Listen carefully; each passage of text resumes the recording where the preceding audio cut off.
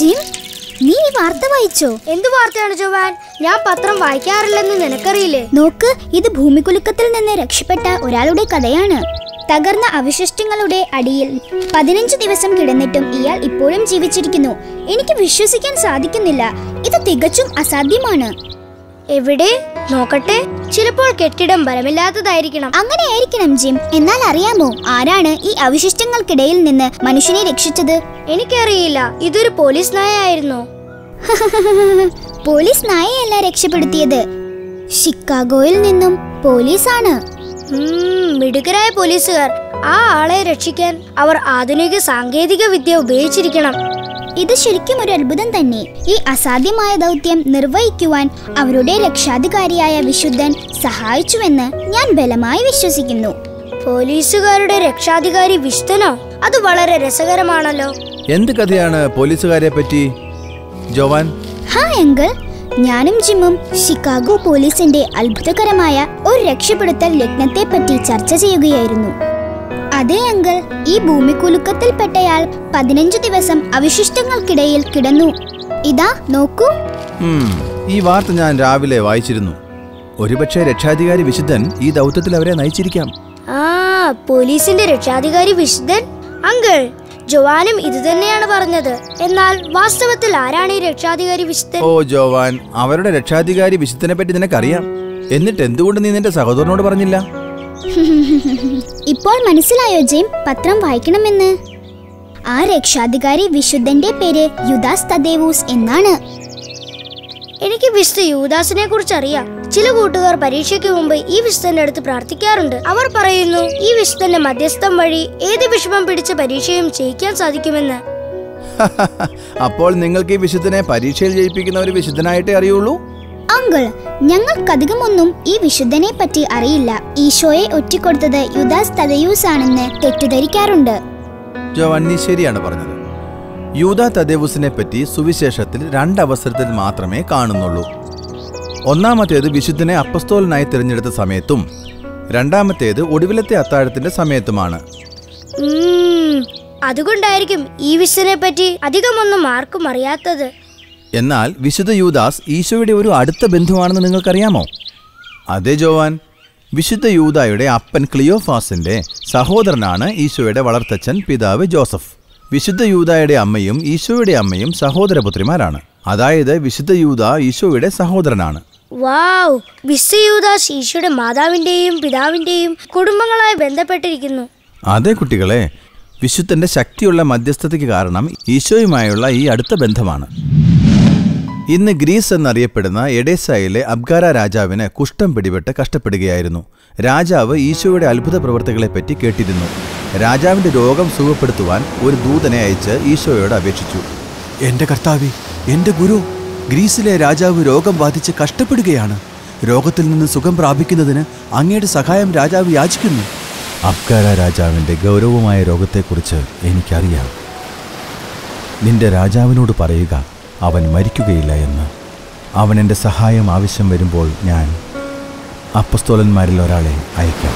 ഇപ്പോൾ നീ നിന്റെ രാജാവിൻ്റെ അടുക്കിലേക്ക് പോവുക. ഈ സമയത്ത് രാജകൊട്ടാരത്തിൽ രാജാവ് വേദനിച്ച് കഴിയുകയായിരുന്നു. എന്റെ പ്രഭു, എന്നോട് ക്ഷമിക്കൂ. എനിക്ക് ഈശോയെ കൊട്ടാരത്തിലേക്ക് കൊണ്ടുവരുവാൻ സാധിച്ചില്ല. എന്തുകൊണ്ട്? എന്താണ് ഈശോ പറഞ്ഞത്? എന്റെ പ്രഭു, ഈശോ പറഞ്ഞു ദൈവരാജ്യത്തെക്കുറിച്ച് പ്രഘോഷണം നടത്തുന്നതിനാൽ വളരെ തിരക്കിലാണെന്ന്. എന്നാൽ ആവശ്യം വന്നാൽ ഒരു അപ്പസ്തോലനെ അയച്ച് അങ്ങയുടെ രോഗം സുഖപ്പെടുത്താമെന്ന് പറഞ്ഞു. പക്ഷേ അവൻ വരുന്നത് വരെ ഈ വേദന എങ്ങനെയാണ് ഞാൻ സഹിക്കാൻ പോകുന്നത്? കേൾക്കൂ, നീ ചിത്രകാരൻ നാഥാലനെ വിളിച്ച് ഈശോയുടെ അടുത്തേക്ക് ചെല്ലുക. അവൻ ഈശോയുടെ ശോഭിക്കുന്ന മുഖം ഒരു തുണിയിൽ വരയ്ക്കും. തുണി കൊണ്ട് ഞാൻ എന്റെ ശരീരം മറയ്ക്കും. അങ്ങനെ അപ്പസ്തോലൻ വരുന്നത് വരെ എനിക്ക് വേദനയിൽ നിന്ന് ശമനം കിട്ടും. എനിക്ക് ഉറപ്പുണ്ട്. ശരി പ്രഭു, അങ്ങ് കൽപ്പിച്ചതുപോലെ തന്നെ ഞാൻ നാഥാലനെ ഈശോയുടെ അടുത്തേക്ക് കൊണ്ടുപോകാം. ആ ദിവസം തന്നെ ദൂതൻ നാഥാലനെയും കൂട്ടി ഈശോയുടെ അടുത്തേക്ക് പോയി. അവർ അവിടെ എത്തിയപ്പോൾ ഈശോയ്ക്ക് ചുറ്റും ശിഷ്യന്മാർ നിൽക്കുന്നതും അവരോട് ഈശോ സംസാരിക്കുകയുമായിരുന്നു. അവിടെ ഇരുട്ടായി കഴിഞ്ഞിരുന്നു. ഇപ്പോൾ ഇരുട്ടായതുകൊണ്ട് വളരെ അടുത്തു ചെന്ന് ഈശോയുടെ മുഖം വരയ്ക്കുവാൻ എനിക്ക് സാധിക്കുന്നില്ല.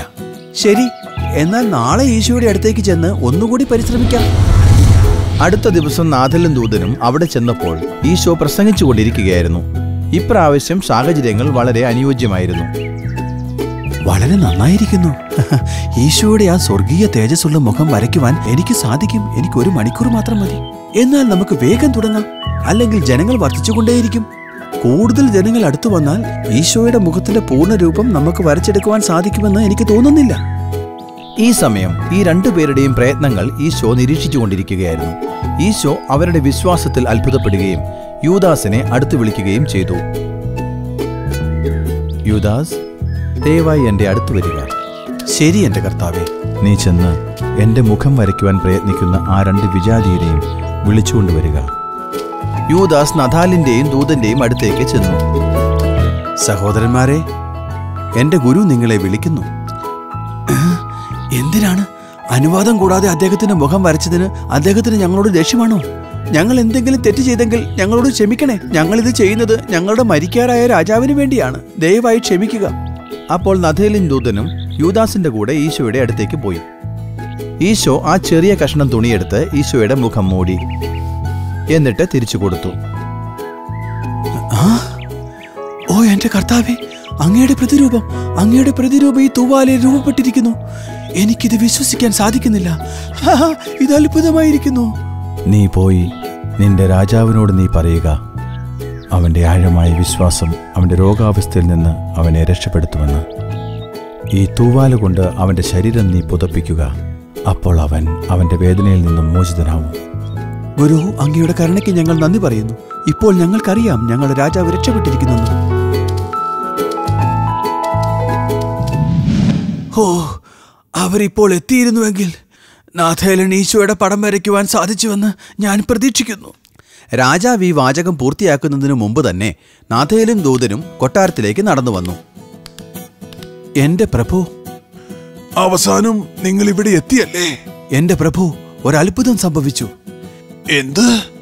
എന്തത്ഭുതം? എന്നോട് പറയൂ. പ്രഭു, ഈശോയുടെ ചുറ്റും ഒരു വലിയ ജനക്കൂട്ടം ഉണ്ടായിരുന്നതുകൊണ്ടും ഈശോയെ നന്നായി കാണാൻ സാധിക്കാത്തതുകൊണ്ടും എനിക്ക് ഈശോയുടെ ചിത്രം വരയ്ക്കുവാൻ സാധിച്ചില്ല. അതേ പ്രഭു, അപ്പോഴാണ് ഈശോ ഞങ്ങളെ കണ്ടതും തന്റെ ശിഷ്യനായ യൂദാസിനെ ഞങ്ങളുടെ അടുത്തേക്ക് അയച്ചതും ഈ തൂവാല എടുത്തതും. തൂവാല? ഈശോയ്ക്ക് വേണ്ടി? എനിക്ക് മനസ്സിലാവുന്നില്ല. ഈശോ തൂവാലയെടുത്ത് മുഖം തുടച്ചപ്പോൾ ഈശോയുടെ മുഖം ഇതിൽ പതിഞ്ഞു. എന്നിട്ട് എന്റെ പ്രഭു, എന്നിട്ട് എന്തു പറ്റിയെന്ന് പറയൂ. ഈശോ ഈ തൂവാല കൊണ്ട് മുഖം തുടച്ചപ്പോൾ ഈശോയുടെ പ്രതിരൂപം ഈ തൂവാലയിൽ പതിഞ്ഞു. ദാ നോക്കൂ, ഇതൊരു അത്ഭുതമായിരിക്കുന്നു. ഈശോ ഇങ്ങനെ പറഞ്ഞു, അങ്ങയുടെ വിശ്വാസം കൊണ്ട് അങ്ങയ്ക്ക് ശമനം കിട്ടുമെന്ന്. ഈശോ ഇങ്ങനെയും പറഞ്ഞു, അതായത് തന്റെ ശിഷ്യൻ യൂദായെ ഒരു ദിവസം അങ്ങയുടെ അടുത്തേക്ക് അയച്ച് അങ്ങയെ പൂർണ്ണമായും സുഖപ്പെടുത്തുമെന്നും. എന്റെ കർത്താവേ, അങ്ങേക്ക് നന്ദി പറയുന്നു. എന്തു പറയണമെന്ന് എനിക്കറിയില്ല. നന്ദി. കുറെ ദിവസങ്ങൾക്ക് ശേഷം പെസഹ രാത്രി ഈശോ തന്റെ 12 ശിഷ്യന്മാർക്കൊപ്പം അത്താഴം കഴിക്കുകയായിരുന്നു.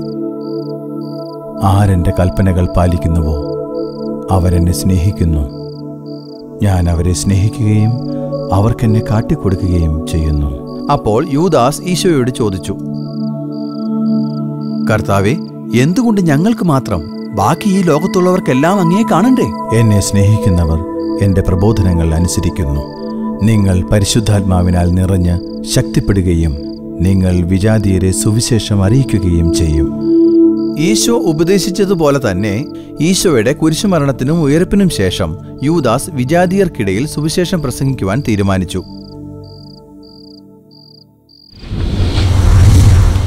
ഒരു ദിവസം യൂദാസ് എഡോസായിൽ കൂടി നടന്നു പോകുമ്പോൾ ഒരാൾ മറ്റൊരാളെ കുത്തുന്നത് കണ്ടു. കുത്തിയ ആൾ എഡോസായിലെ അറിയപ്പെടുന്ന ഒരു കുറ്റവാളി ആയിരുന്നു. ഹേ സഹോദര, നീ എന്തുകൊണ്ട് കത്തി ഉപയോഗിക്കുന്നു? നീ ഗൗരവമായ ഒരു പാപം ചെയ്തിരിക്കുന്നു. നിന്റെ പാപത്തെ ഓർത്ത് നീ പശ്ചാത്തപിച്ചില്ലെങ്കിൽ ദൈവം നിന്നെ തീർച്ചയായും ശിക്ഷിക്കും. എന്നെ പഠിപ്പിക്കാൻ നീ ആരാണ്? എന്റെ വഴിയിൽ നിന്ന് മാറി നിൽക്ക്, നിനക്ക് മുന്നോട്ട് ജീവിക്കണമെങ്കിൽ. ദൈവത്തിന്റെ ശക്തിയെ വെല്ലുവിളിക്കാൻ നിനക്ക് എന്ത് ധൈര്യമാണ്? കർത്താവേ, ദയവായി അങ്ങ് ആരാണെന്ന് ഈ മനുഷ്യന് വെളിപ്പെടുത്തി കൊടുക്കണമേ. ആ നിമിഷം തന്നെ അയാൾ ഊമനായി. പിന്നീട് ഒരിക്കലും അയാൾക്ക് സംസാരിക്കാൻ സാധിച്ചില്ല. അവൻ ശരിക്കും പേടിക്കുകയും യൂദാസ് ദൈവത്താൽ അനുഗ്രഹിക്കപ്പെട്ടതാണെന്ന് മനസ്സിലാക്കുകയും ചെയ്തു. ഉടൻ തന്നെ അവൻ അവന്റെ തെറ്റുകൾ മനസ്സിലാക്കുകയും യൂദാസിനെ അനുഗമിക്കുകയും ചെയ്തു. ഈ അത്ഭുതത്തിന്റെ വാർത്ത വളരെ വേഗത്തിൽ എല്ലായിടത്തും പരക്കുകയും ജനങ്ങൾ യൂദാസിൽ വിശ്വസിക്കാനും തുടങ്ങി. യൂദാസ് രാജകൊട്ടാരത്തിലേക്ക് വന്നുകൊണ്ടേയിരിക്കുകയാണെന്ന് അബ്കാര രാജാവ് അറിഞ്ഞു. രാജാവ് കുറച്ചു നാളായി രോഗത്താൽ കഷ്ടപ്പെടുകയായിരുന്നു. അയാൾ ഈശോ വാഗ്ദാനം ചെയ്ത യൂദാസിന്റെ വരവിനും രോഗശാന്തിക്കും വേണ്ടി കാത്തിരിക്കുകയായിരുന്നു. അപ്പസ്തോലൻ യൂദാസ് ഇപ്പോഴും എത്തിയിട്ടില്ലേ? അദ്ദേഹം ഇവിടെ കൊട്ടാരത്തിൽ വന്ന് എന്നെ സുഖപ്പെടുത്തുന്നതായി ഞാനൊരു സ്വപ്നം കണ്ടു. അതെ, ഞാൻ എത്തിയിരിക്കുന്നു എദേസയിലെ രാജാവേ. കൃത്യസമയത്ത് തന്നെ ഞാനിവിടെ എത്തിച്ചേർന്നിരിക്കുന്നു. അങ്ങ് വന്നതിന് വളരെയധികം നന്ദി. കർത്താവായ ഈശോയെ, എന്റെ ദൂതൻ ഈശോയിൽ നിന്ന് കൊണ്ടുവന്ന ചിത്രം തന്നെയല്ലേ ഇത്? ഉടൻ തന്നെ ഒരു അത്ഭുതം അവിടെ സംഭവിച്ചു. യൂദാസിന്റെ നെഞ്ചിലുണ്ടായിരുന്ന ഒരു പ്രകാശ അടയാളം പ്രകാശം പുറപ്പെടുവിക്കാൻ തുടങ്ങുകയും അബ്കാര രാജാവ് സുഖം പ്രാപിക്കുകയും ചെയ്തു. അതെ, വിശുദ്ധ യൂദാസിന്റെ സഹായത്താൽ രാജാവിന്റെ കുഷ്ഠം സുഖം പ്രാപിക്കുകയും ചെയ്തു. എന്റെ കർത്താവേ, അങ്ങയുടെ ദാസനോടങ്ങ് കരുണ കാണിച്ചു. അങ്ങ് ചെയ്ത വാഗ്ദാനം അങ്ങ് പാലിച്ചു. ഈ വിജയാദിയന്റെ മേൽ അങ്ങ് അനുഗ്രഹങ്ങൾ വർഷിച്ചു. സർവശക്തനായ ദൈവം എദേസ രാജ്യത്തോട് കരുണയുള്ളവനായിരിക്കുന്നു.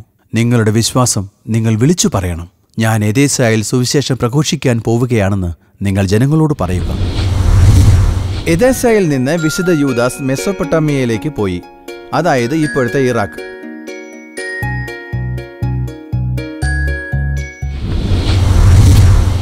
നീചമായ കുറ്റകൃത്യങ്ങൾ നടത്തുന്ന ദുഷ്ടമനുഷ്യരെ കൊണ്ട് നിറഞ്ഞതായിരുന്നു ആ രാജ്യം. മരിച്ച ശവശരീരങ്ങളെ ബഹുമാനപൂർവ്വം അടക്കം ചെയ്യുന്നതിന് പകരം കാട്ടുമൃഗങ്ങൾക്ക് ഇട്ടുകൊടുക്കുകയായിരുന്നു. അവർ ദുഷ്ടശക്തികളെ ആരാധിക്കുകയും മോശമായ ജീവിതം നയിക്കുന്നവരുമായിരുന്നു. ഹേയ് നീചരായ മനുഷ്യരെ, മൃഗങ്ങളെക്കാളും മോശമായ ഒരു ജീവിതം നയിക്കാൻ നിങ്ങൾക്ക് നാണമില്ലേ? ദൈവത്തിന്റെ കോപം നിങ്ങളുടെ മേലുണ്ട്. പശ്ചാത്തപിക്കുകയാണെങ്കിൽ നിങ്ങൾ രക്ഷപ്പെടും. നീ ആരാണ് ഞങ്ങളെ പഠിപ്പിക്കാൻ? ഞങ്ങൾക്ക് നിന്റെ വിവരം കേട്ട പഠിപ്പിന് ആവശ്യമില്ല.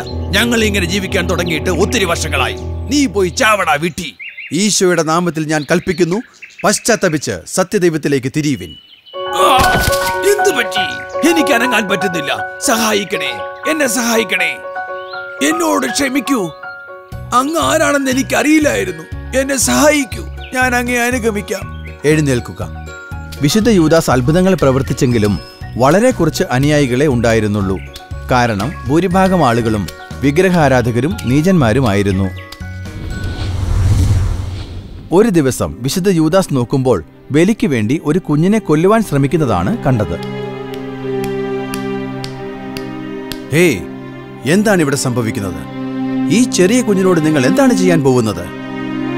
നിങ്ങൾക്കറിയില്ലേ നരബലി കൊണ്ട് നിങ്ങളുടെ ദൈവത്തെ സന്തോഷിപ്പിക്കുവാൻ സാധിക്കുകയില്ല എന്ന്? ഞങ്ങളുടെ കാര്യത്തിൽ ഇടപെടാൻ നീ ആരാണ്? നീ എവിടുന്ന് വന്നു? ഈ ബലി ഞങ്ങൾ നടത്തുന്നത് ഞങ്ങളുടെ ദൈവത്തെ പ്രീതിപ്പെടുത്താനാണ്. നിന്റെ ദൈവങ്ങളെയും കൊണ്ട് നരകത്തിൽ പോവുക. നിങ്ങൾ ഈ കുഞ്ഞിനെ ബലിയായി കൊടുക്കാൻ പറ്റില്ല. ഈ സംഭവം അവിശ്വാസികളെ ശരിക്കും അരിശം കൊള്ളിച്ചു.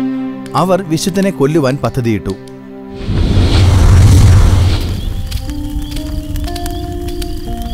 അതെ, അയാളെ ആക്രമിക്കാൻ ശരിയായ സമയം ഇതാണ്. അയാൾ ഗാഢമായ നിദ്രയിലാണ്. നമുക്കയാളെ ഇന്ന് കൊല്ലാം. അതെ, ഞാൻ ഈ ഒരു നിമിഷത്തിന് വേണ്ടി കാത്തിരിക്കുകയായിരുന്നു. എന്റെ ഭാര്യയും കുട്ടികളും അയാളുടെ അനുയായികളായി. ഞാൻ സഹിച്ചതിന് അയാളെ ഞാൻ കൊല്ലാൻ പോവുകയാണ്.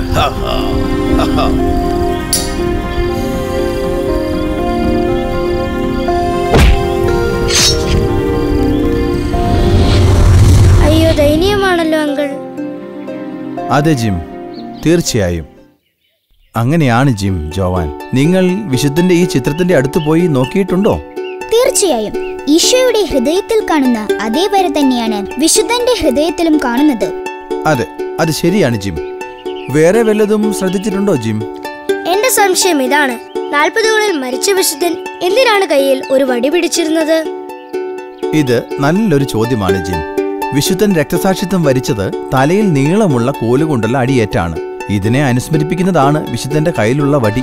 അങ്കിൾ ഫ്രാൻസിസ്, വിശുദ്ധ യൂദാസ് നമ്മെ അത്ഭുതപ്പെടുത്തുന്ന ഒരു വിശുദ്ധനാണ്.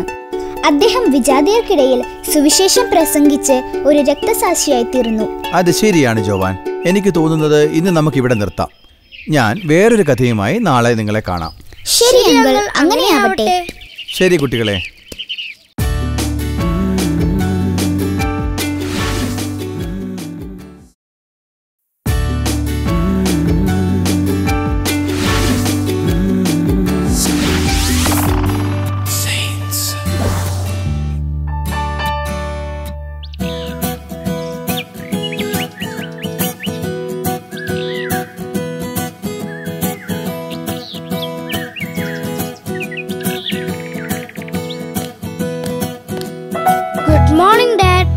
Good morning gym. ഡാഡ് ഇന്ന് ഓഫീസിൽ പോകുന്നില്ലേ? ഇല്ല, ഇന്ന് മെയ് 1-ാം തീയതിയാണ്. ഇന്ന് ലോകം മുഴുവനും മെയ് ദിനം അല്ലെങ്കിൽ തൊഴിലാളി ദിനം ആഘോഷിക്കുന്നു. ഇന്നത്തെ ദിവസം തൊഴിലാളികളുടെ ദിവസമാണ്. അതെ, ഇന്നാണ് വിശുദ്ധ യൗസേ പിതാവിന്റെ തിരുനാൾ. ഹേ ജോവാൻ, നിനക്കറിയില്ലേ മാർച്ച് 19-നാണ് വിശുദ്ധ യൗസേ പിതാവിന്റെ പെരുന്നാൾ? അന്ന് നമ്മൾ ഒരുമിച്ച് ഡാഡിയുടെ കൂടെ പള്ളിയിൽ പോയിരുന്നില്ലേ? നിനക്ക് തെറ്റിപ്പോയതാണ് ജിം. മെയ് 1-ാം തീയതിയാണ് യൗസേ പിതാവിന്റെ തിരുനാൾ നമ്മൾ ആഘോഷിക്കുന്നത്. നിങ്ങൾ രണ്ടുപേരും പറയുന്നത് ശരിയാണ്. അതെന്തിങ്ങനെ ഡാഡ്? ഒരു വിശുദ്ധന് വ്യത്യസ്ത ദിനങ്ങളിലായി 2 തിരുനാളോ? അതെ, നമുക്ക് ഇങ്ങനെ പറയാം. അതായത് മാർച്ച് 19 യൗസേ പിതാവിന്റെ മരണ തിരുനാളായി ആഘോഷിക്കുന്നു. മെയ് 1-ാം തീയതി തൊഴിലാളിയായി യൗസേ പിതാവിന്റെ തിരുനാൾ ആഘോഷിക്കുന്നു. നിനക്ക് മനസ്സിലായോ ജിം? എനിക്കറിയാമായിരുന്നു ഞാൻ പറഞ്ഞത് തെറ്റില്ലെന്ന്. ഓ, ആശയക്കുഴപ്പത്തിലായല്ലോ. ഞാൻ ചിന്തിച്ചിട്ട് ഇതിന് ഒരു മാർഗമേ ഉള്ളൂ. ഇതിനെക്കുറിച്ച് നിങ്ങളോട് വിവരിക്കാൻ ഏറ്റവും നല്ലയാൾ അങ്കിൾ ഫ്രാൻസിസ് ആണ്. ശരിയാണ് ഡാഡ്. ഇന്ന് അങ്കിൾ ഫ്രാൻസിസ് ഒരു വിശുദ്ധന്റെ കഥ പറയുന്നതിനായി വരുന്നതായിരിക്കും. അപ്പോൾ യൗസേ പിതാവിന്റെ കഥ പറയുവാൻ പറയും. Good morning Joseph. Good morning കുട്ടികളെ. Good morning mister Francis. Good morning uncle. ഒരു നല്ല വാഗ്വാദത്തിന് ഞങ്ങളോടൊപ്പം ചേരുക. ഓ, വാഗ്വാദം, അത് വളരെ നന്നായിരിക്കുന്നു. യൗസേ പിതാവിന് എന്തുകൊണ്ടാണ് 2 തിരുനാളെന്ന് ചിന്തിച്ച ജിം ആകെ ആശയക്കുഴപ്പത്തിലാണ്. അതെ, അപ്പോൾ ഞാൻ പറഞ്ഞു താങ്കളായിരിക്കും ഇതിനെപ്പറ്റി പറയുവാൻ ഏറ്റവും നല്ല ആളെന്ന്. വളരെ യാദൃച്ഛികമായിരിക്കുന്നു. ഇന്ന് ഞാൻ വിശുദ്ധ യൗസേ പിതാവിന്റെ കഥ പറയണമെന്ന് ചിന്തിച്ചതേ ഉള്ളൂ. ശരി, എന്നാൽ ഇനി ശ്രദ്ധിച്ചോളൂ. തൊഴിലാളികളുടെ രക്ഷാധികാരി വിശുദ്ധനാണ് വിശുദ്ധ യൗസേ പിതാവ്. 10-ാം നൂറ്റാണ്ട് മുതൽ മാർച്ച് 19 ഈ വിശുദ്ധന്റെ തിരുനാളായി ആഘോഷിക്കുന്നു. നീ അത് കേട്ടോ ജോവാൻ? ഞാനത് പറഞ്ഞില്ലേ? നിർത്തൂ ജിം, അങ്കിൾ പറയട്ടെ. 1955 പിയൂസ് 12-ാമൻ മാർപ്പാപ്പ മെയ് 1-ാം തീയതി തൊഴിലാളിയായ വിശുദ്ധ യൗസേ പിതാവിന്റെ തിരുനാളായി സ്ഥാപിച്ചു. അപ്പോൾ നമ്മൾ രണ്ടുപേരും ശരിയാണ്. ക്ഷമിക്കണം ഫ്രാൻസിസ്, എന്റെ കൂടെ ജോലി ചെയ്യുന്ന ഒരാളെ കാണേണ്ടതായുണ്ട്. കുട്ടികളെ, യൗസേ പിതാവിന്റെ കഥ നന്നായി കേൾക്കണം. എന്നാൽ ശരി ജോസഫ്, നമുക്ക് പിന്നീട് കാണാം. കുട്ടികളെ, യൗസേ പിതാവിന്റെ കർത്തവ്യത്തെപ്പറ്റി നിങ്ങൾക്ക് എന്തറിയാം? അങ്കിൾ, അദ്ദേഹം ഈശോയുടെ പിതാവും തിരുകുടുംബത്തിന്റെ നാഥനുമായിരുന്നു. ശരിയാണ് നീ പറഞ്ഞത് ജോവാൻ. മനുഷ്യരക്ഷയുടെ കർത്തവ്യം നിറവേറ്റുന്നതിന് ദൈവത്താൽ തിരഞ്ഞെടുക്കപ്പെട്ട ആളാണ് വിശുദ്ധ യൗസേ പിതാവ്.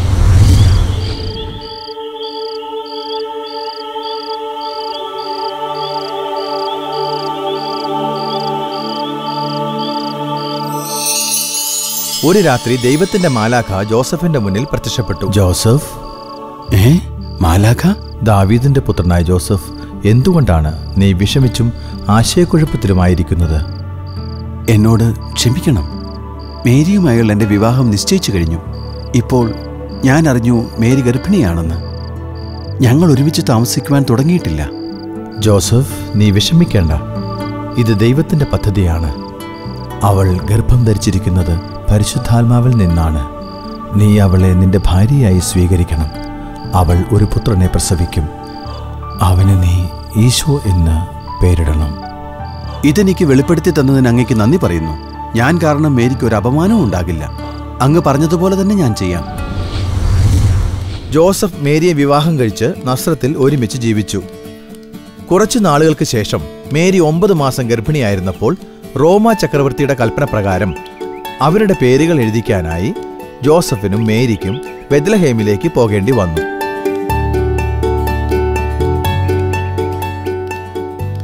ജോസഫ്, നമ്മൾ ബെത്ലഹേമിൽ എത്താറായോ? ഞാൻ വല്ലാതെ മടുത്തു. എനിക്ക് ഒരടി മുന്നോട്ട് വെക്കാൻ പറ്റുന്നില്ല. അതെ പ്രിയേ, നമ്മൾ ബെത്ലഹേമിൽ എത്തിയിരിക്കുന്നു. എന്നാൽ ചുറ്റും നോക്കൂ മേരി, ഇവിടെ ആൾക്കാരെ കൊണ്ട് നിറഞ്ഞിരിക്കുന്നു. നമുക്ക് താമസിക്കാൻ ഒരു സ്ഥലം കിട്ടുമെന്ന് തോന്നുന്നില്ല. പക്ഷേ എനിക്ക് കുറച്ചു നേരം കിടക്കണം ജോസഫ്. എനിക്ക് നല്ല വേദനയുണ്ട്. അപ്പോൾ ജോസഫ് അവിടെ ഒരു സത്രം കണ്ടു. ഒരു പ്രാവശ്യം കൂടി തന്റെ ഭാഗ്യം പരീക്ഷിക്കുവാൻ അവൻ തീരുമാനിച്ചു. ഇവിടെ കാത്തു നിൽക്കൂ പ്രിയേ, അവിടെ താമസിക്കാൻ സ്ഥലം കിട്ടുമോ എന്ന് നോക്കട്ടെ. ശരി, പക്ഷേ വേഗം തിരിച്ചു വരണം. മേരി, മേരി, ആ സത്രം സൂക്ഷിപ്പുകാരൻ ഒരു ദയുള്ള മനുഷ്യനാണ്. അപ്പോൾ നമുക്ക് മുറി കിട്ടിയോ? ഇല്ല ഇല്ല, അവിടെ വലിയ തിരക്കാണ്. സത്രം സൂക്ഷിപ്പുകാരന് പോലും ഉറങ്ങാൻ ഒരു സ്ഥലം കിട്ടിയിട്ടില്ല. ഇനി നമ്മൾ എന്ത് ചെയ്യും? അത് ഞാൻ നിന്നോട് പറയുവാൻ പോവുകയായിരുന്നു. അദ്ദേഹം എന്നോട് പറഞ്ഞു, പട്ടണത്തിന് പുറത്ത് അദ്ദേഹത്തിനൊരു തൊഴുത്തുണ്ട് എന്ന്. നമുക്ക് ആവശ്യമുണ്ടെങ്കിൽ അവിടെ പോയി കിടക്കാമെന്ന്. അത് നന്നായി ജോസഫ്. ദൈവമേ, അങ്ങേക്ക് നന്ദി.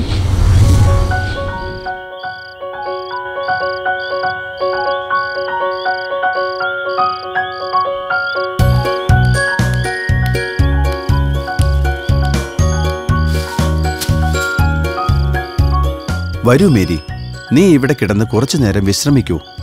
താമസിക്കാൻ ഒരു സ്ഥലം കിട്ടിയതിൽ ദൈവമേ അങ്ങേക്കു നന്ദി. എനിക്ക് നല്ല വേദനയുണ്ട്. സമയമായെന്ന് തോന്നുന്നു.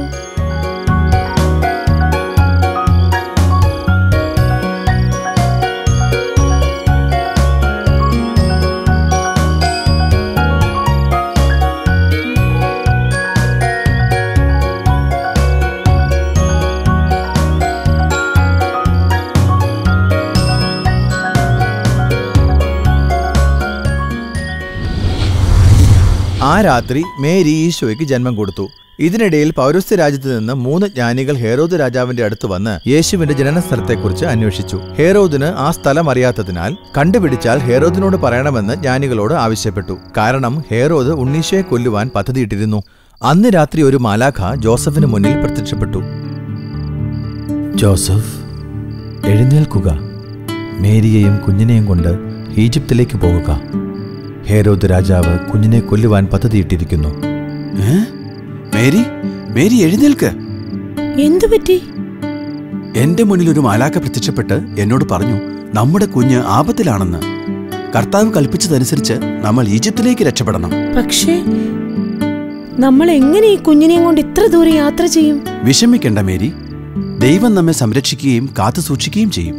എത്രനാൾ നമ്മൾ ഈജിപ്തിൽ താമസിക്കുമെന്ന് എനിക്കറിയില്ല. കർത്താവ് എന്താണോ പറയുന്നത് അതുപോലെ ചെയ്യാം. സാരമില്ല ജോസഫ്, ശരിയായ സമയം വരുമ്പോൾ ദൈവം തന്നെ നമ്മളെ അറിയിക്കും. കുറെ ദിവസത്തെ യാത്രയ്ക്ക് ശേഷം ജോസഫും മേരിയും ഈജിപ്തിലെത്തി. അവർ അവിടെ വളരെ കാലം ജീവിച്ചു. ഒരു ദിവസം, ഉണരുക ജോസഫ്, ഹേരോദ് മരിച്ചിരിക്കുന്നു. മേരിയെയും കുഞ്ഞിനെയും കൂട്ടി ഇസ്രായേലിലേക്ക് പോവുക. മേരി, എന്താ ജോസഫ്, എന്തിനാ എന്നെ ഈ പാതിരാത്രിയിൽ എഴുന്നേൽപ്പിച്ചത്? മേരി, മാലാഖ വീണ്ടും എനിക്ക് പ്രത്യക്ഷപ്പെട്ടു. നമ്മൾ ഇസ്രായേലിലേക്ക് പോണം. ഹേരോദ് രാജാവ് മരിച്ചു. അതുകൊണ്ട് നമ്മളോട് ഇസ്രായേലിലേക്ക് തിരിച്ചു പോകാൻ മാലാഖ പറഞ്ഞു. അങ്ങനെ ജോസഫും മേരിയും ഈശോയും ഇസ്രായേലിലേക്ക് തിരിച്ചുപോയി. അവർ അവിടെ നസ്രത്തിൽ താമസിച്ചു. ഈശോ കൃപയിലും ജ്ഞാനത്തിലും വളർന്നു. ഈശോയ്ക്ക് 12 വയസ്സുള്ളപ്പോൾ ജോസഫിന്റെയും മേരിയുടെയും കൂടെ ജെറുസലേമിലേക്ക് പെസഹ തിരുനാളിനായി പോയി. നോക്കൂ, ദേവാലയത്തിൽ വളരെ തിരക്കാണ്. അതുകൊണ്ട് നീ വളരെ ശ്രദ്ധിക്കണം. വഴിതെറ്റിപ്പോകാതിരിക്കാൻ നീ എന്റെ കൂടെയോ അമ്മയുടെ കൂടെയോ ആയിരിക്കണം. തീർച്ചയായും പിതാവേ, ഞാൻ അങ്ങയുടെ കൂടെ ഉണ്ടാകും. പെസഹ തിരുനാളിന് ശേഷം ഈശോ ദേവാലയത്തിൽ തങ്ങി നിന്നു. ജോസഫും മേരിയും വെവ്വേറെ യാത്രയായി. ജോസഫ് ഓർത്തു ഈശോ മേരിയുടെ കൂടെ ഉണ്ടെന്ന്. അതുപോലെ തന്നെ മേരി ഓർത്തു ഈശോ ജോസഫിന്റെ കൂടെ യാത്ര ചെയ്യുകയാണെന്ന്. അങ്ങനെ അവർ ഒരു ദിവസം മുഴുവൻ യാത്ര ചെയ്തു. ക്ഷമിക്കണം, നിങ്ങൾ മേരിയെയും ഈശോയും കണ്ടോ? ഞാൻ മേരിയുടെ കൂടെ ഈശോയെ കണ്ടില്ലല്ലോ. അവൾ അങ്ങോട്ട് പോകുന്നത് ഞാൻ കണ്ടു, പക്ഷേ ഈശോ കൂടെ ഇല്ലായിരുന്നു. ഓ ദൈവമേ, ഞാൻ ഓർത്തു അവൻ മേരിയുടെ കൂടെ ഉണ്ടെന്ന്. എന്നാൽ അവൻ എവിടെയാണ്? മേരി, ഈശോ എവിടെയാണ്? അവൻ അങ്ങയുടെ കൂടെ ഇല്ലേ? ഇല്ല, ദേവാലയത്തിലെ പൂജ കഴിഞ്ഞ് അവൻ നിന്റെ കൂടെ നടക്കുന്നത് ഞാൻ കണ്ടു. വരൂ, നമുക്ക് വേഗം ദേവാലയത്തിൽ തിരിച്ചു ചെന്ന് അവനെ അവിടെ അന്വേഷിക്കാം. ദൈവമേ, അവനെ കണ്ടുപിടിക്കാൻ ഞങ്ങളെ സഹായിക്കണേ. ഈശോയെ അന്വേഷിക്കാനായി അവർ ദേവാലയത്തിലേക്ക് തിരിച്ചുപോയി. അവർ ദേവാലയത്തിലെത്തിയപ്പോൾ അവിടുത്തെ കാഴ്ച കണ്ട് ശരിക്കും അത്ഭുതപ്പെട്ടുപോയി. ഈശോ പണ്ഡിതന്മാരുടെ കൂടെ ഇരുന്ന് വാഗ്വാദം നടത്തുന്നതായി അവർ കണ്ടു. മകനെ, നീ ഇവിടെയാണോ? നീ എന്താ മോനെ ചെയ്തത്? നിന്റെ പിതാവും ഞാനും നിന്നെ എല്ലായിടത്തും അന്വേഷിച്ചുകൊണ്ടിരിക്കുകയായിരുന്നു. പക്ഷേ എന്തിനാണ് നിങ്ങൾ എന്നെ അന്വേഷിക്കുന്നത്? നിങ്ങൾക്കറിയില്ലേ ഞാൻ എന്റെ പിതാവിന്റെ ഭവനത്തിൽ ആയിരിക്കേണ്ടതാണെന്ന്? വരൂ, നമുക്ക് വീട്ടിലേക്ക് പോകാം. ഞങ്ങൾ എല്ലാവരും ക്ഷീണിതരായിരിക്കുന്നു. നിൽക്കൂ, ഈശോ നിങ്ങളുടെ മകനാണോ? അതെ ഗുരു, അവൻ ഞങ്ങളുടെ മകനാണ്. അവൻ എന്തെങ്കിലും തെറ്റായി ചെയ്തോ? ഇല്ല, വാസ്തവത്തിൽ അവനൊരു ബുദ്ധിമാനായ കുട്ടിയാണ്. അവന് വിശുദ്ധ ലിഖിതത്തെപ്പറ്റി ആഴമായ അറിവുണ്ട്. നന്ദിയുണ്ട് ഗുരു, അങ്ങ് പറഞ്ഞത് വളരെ ശരിയാണ്. ജോസഫ് ഈശോയെ നസ്രത്തിലേക്ക് കൂട്ടിക്കൊണ്ടുപോയി. ജോസഫ് തന്റെ കുടുംബകാര്യങ്ങൾ നോക്കി നടത്തുകയും ഈശോയെ കൃപയിലും ജ്ഞാനത്തിലും വളരുന്നതിന് സഹായിക്കുകയും ചെയ്തു. എന്നാൽ എന്നാൽ അങ്കിൾ, സുവിശേഷത്തിലെ ഈ സംഭവത്തിനു ശേഷം എന്തുകൊണ്ടാണ് യൗസേപ്പ് പിതാവിനെ പറ്റി യാതൊന്നും കേൾക്കാത്തത്? അതെ, അത് വളരെ ശരിയാണ് ജോവാൻ. ജെറുസലേം ദേവാലയത്തിൽ നടന്ന ഈ സംഭവത്തിന് ശേഷം വിശുദ്ധ യൗസേപ്പ് പിതാവിന്റെ ജീവിതത്തെയും മരണത്തെയും പറ്റിയുള്ള ഒരു വിവരവും സുവിശേഷത്തിലില്ല. എന്നാൽ അങ്കിൾ, എങ്ങനെയാണ് വിശ്വാസ പിതാവ് മരിച്ചതെന്നറിയാമോ? വിശുദ്ധ യൗസേപ്പ് പിതാവ് ഈശോ തന്റെ പരസ്യജീവിതം തുടങ്ങുന്നതിന് മുമ്പായി മരിച്ചുവെന്നാണ് വിശ്വസിക്കപ്പെടുന്നത്. കാരണം ഈ കാലയളവിൽ വിശുദ്ധ യൗസേപ്പ് പിതാവിനെ പറ്റി സുവിശേഷത്തിൽ പ്രതിപാദിക്കുന്നില്ല. ഈശോയുടെ അത്ഭുത പ്രവർത്തനങ്ങളിൽ ഒരിടത്തും യൗസേപ്പ് പിതാവിനെ പറ്റി സൂചിപ്പിക്കുന്നില്ല. നീ പറഞ്ഞത് ശരിയായിരിക്കണം ജോവാൻ. യൗസേപ്പ് പിതാവ് സന്തോഷകരമായ മരണത്തിന്റെ മധ്യസ്ഥനായ വിശുദ്ധനായിട്ടാണ് അറിയപ്പെടുന്നത്. ഓ, സന്തോഷകരമായ മരണമോ? അതെന്തുകൊണ്ടാണെങ്കിൽ? വിശുദ്ധ യൗസേപ്പ് പിതാവ് ഈശോയുടെയും മേരിയുടെയും കൈകളിൽ കിടന്ന് മരിച്ചുവെന്നാണ് വിശ്വസിക്കപ്പെടുന്നത്. ഏറ്റവും സന്തോഷകരമായൊരു മരണമായിരുന്നില്ലേ ഇത്? അതെ. വിശുദ്ധ യൗസേപ്പ് പിതാവ് കരകൗശലക്കാരുടെ മധ്യസ്ഥനായി അറിയപ്പെടുന്നുണ്ട്, ശരിയാണോ? അതെ, വിശുദ്ധ ലിഖിതത്തിൽ വിശുദ്ധ യൗസേപ്പ് പിതാവിനെ വാസ്തുശില്പിയായി വിവരിക്കുന്നത് നമുക്ക് കാണാം. വാസ്തുശില്പി എന്നാൽ എന്താണെങ്കിൽ? വാസ്തുശില്പി എന്നാൽ ആശാരി അല്ലെങ്കിൽ വൈവിധ്യമുള്ള കരകൗശലക്കാരൻ. അങ്കിൾ, എന്നാണ് യൗസേപ്പ് പിതാവിനെ വിശുദ്ധനായി പ്രഖ്യാപിച്ചത്? അത് വളരെ നല്ലൊരു ചോദ്യമാകുന്നു ജോവാൻ. 1726 ബെനഡിക്റ്റ് 13 മാർപ്പാപ്പ യൗസേപ്പ് പിതാവിന്റെ പേര് പുണ്യവാളന്മാരുടെ ലുത്തിനിയയിൽ ചേർത്തു. 1889 ലിയോ 13 മാർപ്പാപ്പ സഭയെ ശത്രുക്കളിൽ നിന്ന് കാത്തുരക്ഷിക്കുവാൻ വിശുദ്ധ യൗസേപ്പ് പിതാവിനോട് പ്രാർത്ഥിക്കുവാൻ എല്ലാ കത്തോലിക്കരോടും ആവശ്യപ്പെട്ടു. വിശുദ്ധ യൗസേപ്പ് പിതാവ് തന്റെ ജീവിതകാലം മുഴുവനും മേരിയെയും ഈശോയെയും കാത്തുരക്ഷിച്ചു. അതുകൊണ്ട് വിശുദ്ധ യൗസേപ്പ് പിതാവ് കത്തോലിക്ക സഭയുടെ രക്ഷകൻ എന്ന പേരിലും അറിയപ്പെടുന്നു. 1989 ജോൺ പോൾ 2 മാർപ്പാപ്പ വിശുദ്ധ യൗസേപ്പ് പിതാവിന്റെ രക്ഷാകര പദ്ധതിയിലുള്ള കർത്തവ്യം ഒരു ചാക്രിയ ലേഖനത്തിൽ കൂടി അവതരിപ്പിച്ചു. അങ്കിൾ, എനിക്കൊരു സംശയം കൂടിയുണ്ട്. എന്താണ് ജോവാൻ? ചില ചിത്രങ്ങളിലും പ്രതിമകളിലും നമുക്ക് കാണാൻ സാധിക്കും യൗസേപ്പ് പിതാവ് അറ്റത്ത് പൂക്കൾ ഉള്ള ഒരു വടി പിടിച്ചു നിൽക്കുന്നത്. അത് എന്ത് പൂക്കളാണ്?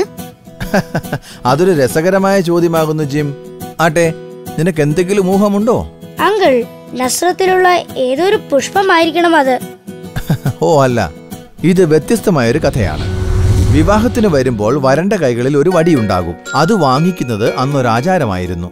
വിശുദ്ധ യൗസേപ്പ് പിതാവിന്റെ കയ്യിൽ നിന്ന് വടി വാങ്ങിയപ്പോൾ വടിയിൽ ലില്ലിപ്പൂക്കൾ പുഷ്പിച്ചു. യൗസേപ്പ് പിതാവ് ദൈവത്താൽ ദൈവികമായി തിരഞ്ഞെടുക്കപ്പെട്ടയാളാണെന്ന് ഇത് സൂചിപ്പിക്കുന്നു. നന്ദി അങ്കിൾ, ഞങ്ങളെ യൗസേപ്പ് പിതാവിന്റെ ജീവിതത്തിൽ കൂടി കൊണ്ടുപോയതിനും തിരുനാളിനെ കുറിച്ചുള്ള ഞങ്ങളുടെ സംശയം മാറ്റിത്തന്നതിനും. കുട്ടികളെ, പിയൂസ് 10 മാർപ്പാപ്പ രചിച്ച ഒരു പ്രാർത്ഥനയോടുകൂടി ഇന്നത്തെ വിവരണം നമുക്ക് അവസാനിപ്പിക്കാം. വിശുദ്ധ യൗസേപ്പ് പിതാവേ, അധ്വാനിക്കുന്നവരുടെ മധ്യസ്ഥനാണല്ലോ അങ്ങ്. അധ്വാനത്തിന്റെ മഹത്വം എനിക്ക് മനസ്സിലാക്കി തരണമേ. എന്റെ പാപങ്ങളുടെ പരിഹാരത്തിനായി ഉത്സാഹത്തോടെ അധ്വാനിക്കുവാൻ എനിക്ക് വേണ്ടി പ്രാർത്ഥിക്കണമേ. ഗുഡ് ബൈ കുട്ടികളെ. Good bye uncle.